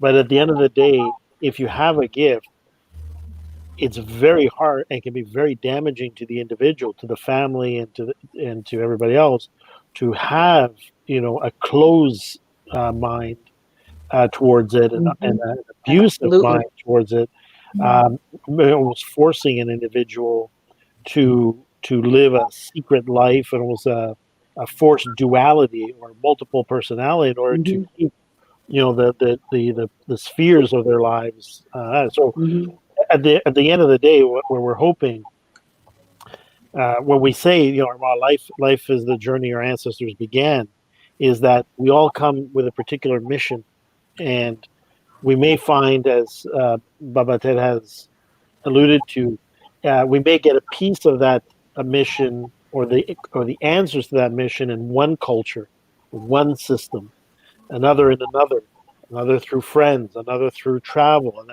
there may be different sources that sort of help build that tapestry. But the important thing is that you, as a person who is intuitive, as a person who has a gift, a person who has a sacred mission, that you be allowed, to carry out that mission without being interfered with, threatened. And we talk about slavery. There's a quote from a movie which I really liked. Has not directly with any spiritual belief system, but it was from Al Pacino in Scent of a Woman. And he says something which is, there is no prosthetic for an amputated spirit. Yeah. The worst slavery is the one where your spirit is broken, where your freedom and your identity is crushed or restrained. And there's the horrors of physical slavery, but as my mom used to say when she was alive, it is the dust of today that brings the mud of tomorrow. It may start with a form of spiritual slavery, with a sort of emotional blackmail or emotional slavery, but eventually those modalities, those thoughts, are what lead to actual physical slavery. Yeah. So, Very true. Yep. Somebody had a question from our audience that how can I get the can I book? get Is it out? book? It is. You can get it on Amazon, I know, pretty easily. It's available. The Absinthe, Alewives and Alchemy.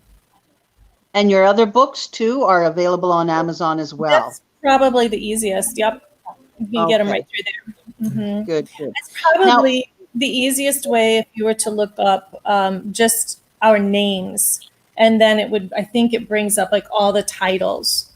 So there's a some different types of things in it. So if you look up like Ted's name or my name or something, it should bring up the different titles that are related to that. I'm more of an acquired taste. So I write political thrillers that are very long and have multiple characters and are about prophecy and about all of the things that we were just talking about, but in a thriller sense. Yeah, they're really fun.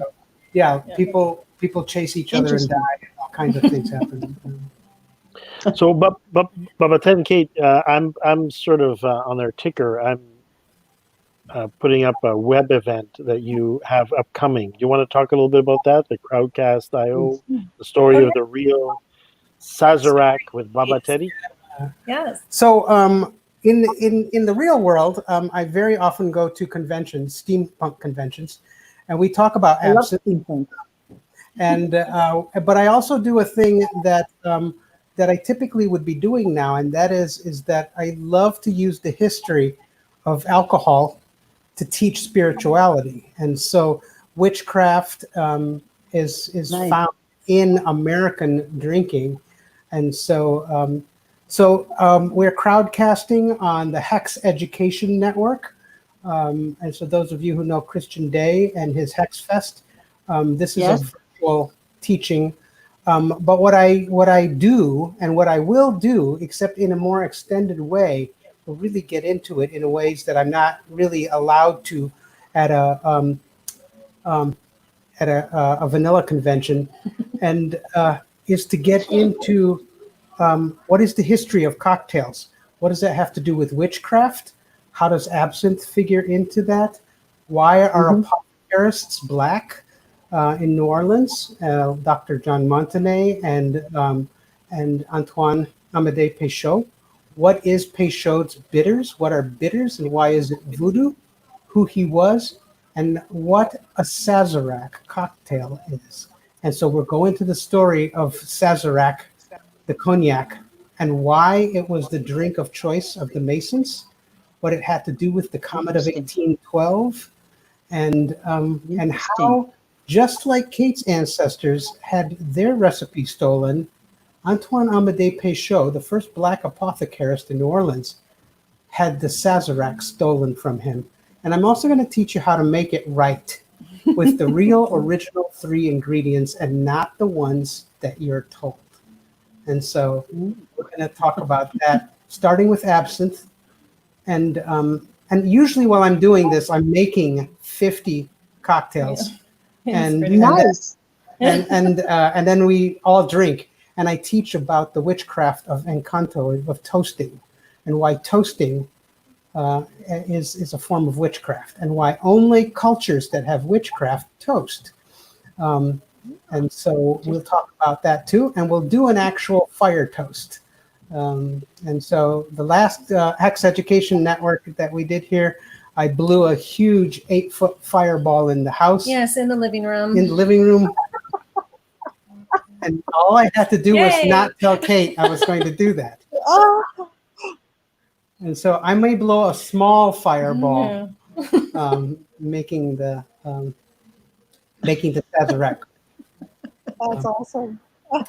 I just wanted to add, because Baba Jean-Jerome mentioned something about your mission in life and stuff. And one of the things we had all talked about was the idea of what might be a quote that we all have. And he prompted me to think about this. And yes. So I are officially opening the Blue Bead Foundation this year. And so we are going through the whole process of a nonprofit, a 501c3, as well as a state nonprofit. But our mission is to teach in her name, to heal in her name, and to bless in her name. And so the her, which is a capital H, is something that we both believe in, is that beyond all of religion and beyond all of the ideas and thoughts of recorded or written word or whatever, there is a her. And so while we have for 5,000 years talked about him, the prophecies of indigenous people point to the return of something huge and nameless that has come before, but only in times when we are in danger of extinction. And so, roughly speaking, what we are dedicated to is finding those stories, is finding those words and feelings, and in finding her in all of her guises and all of her names, whether it is through our own paths or the paths of all indigenous people, that these prophecies exist way before written words and stuff, and that they are the sort of the basis of what we believe in and do, no matter what story we're telling. Even when we're telling a good story, we're talking about teaching and healing and blessing. Absolutely. Absolutely. Absolutely. So, Jean-Jerome, do you have any questions? Are there any questions from our audience that have tuned in that want to ask a question of Baba Ted and Kate? No, I think they're pretty much we've addressed the comments and some of the questions that were posed. I think we're at our typical 2-hour mark. So, is there anything else, Baba Ted or Kate, that you'd like to announce or to let people know about as we sort of wrap up? Well, you can, if you're interested, keeping up with us. We're getting things scheduled on our website right now, which is surcadia.com, and that's SURCADIA. and you can get some more information, like the books that are out, what we're doing. Okay. We'll have more things up about, once we're all get all of our paperwork approved and everything for the blue bead. And so that's a good place to kind of keep up or check in on once in a while, Excellent. other than like some of the social media places. Excellent. All right, thank you. I have a personal shout out. It is such a pleasure to see Beth. Yes. And while she Yay, is Beth. peert, she's also pert. And I don't think that many people understand what a big deal she is in the beading community. And Absolutely. you just Google Oh my gosh. African beading, and she shows up all over your Pinterest. And I think that she is the maker of my Elekes, which I treasure, but also the regalia and ceremonial garb that I have. Absolutely. She's the only one who understood the no-headed mermaid with two tails, and that it's not from Starbucks. It's not a political statement, but I think that beyond her skills is that we think of her as one of the inspirations of the blue bead in terms of her own personal story and her own ita and path. And so she has to be on her own show one day too. Yeah. And so we can get her to talk about herself. But I think that she is one of the many people, as we were coming to this, that inspired us and also taught us the meaning and the depth of what beads are, both in terms of ceremony, but also in the history of slavery itself. And so That's great of you. Thank you. So we really, really honor her.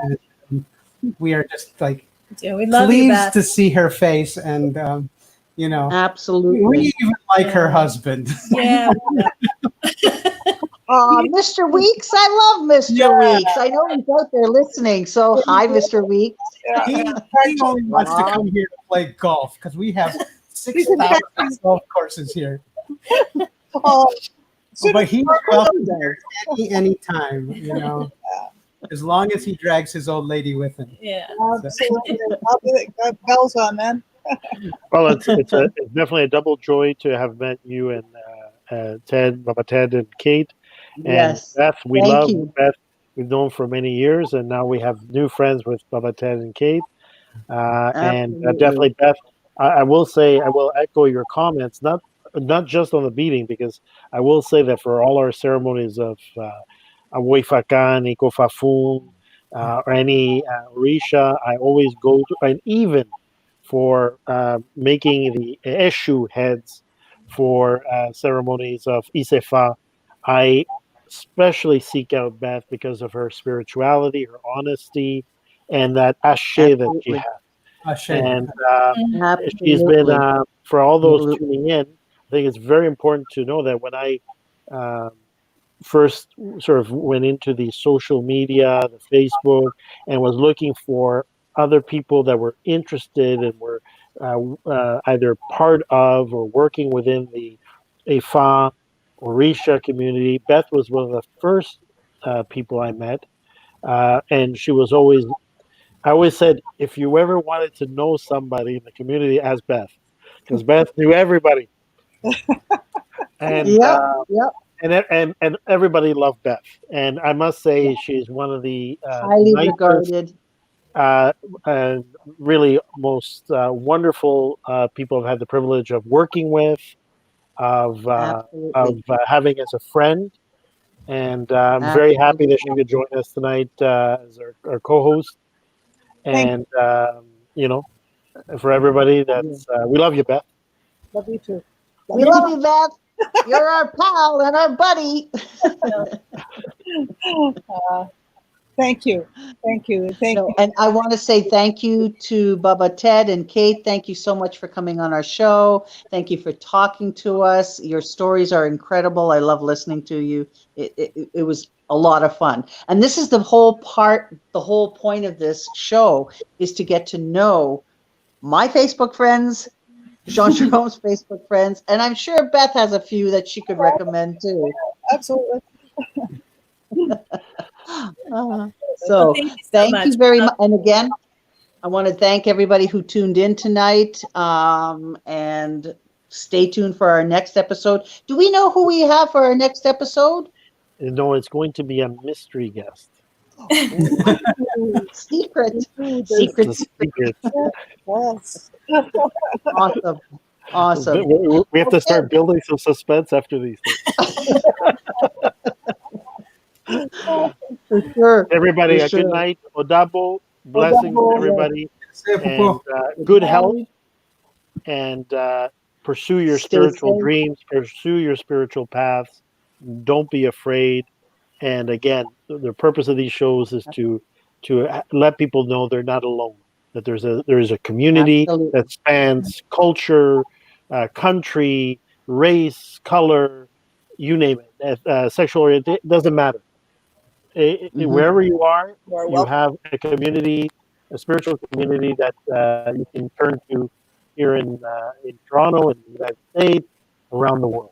Okay, blessings. Yes. Ashe. Thank you. Okay. Good night, everybody.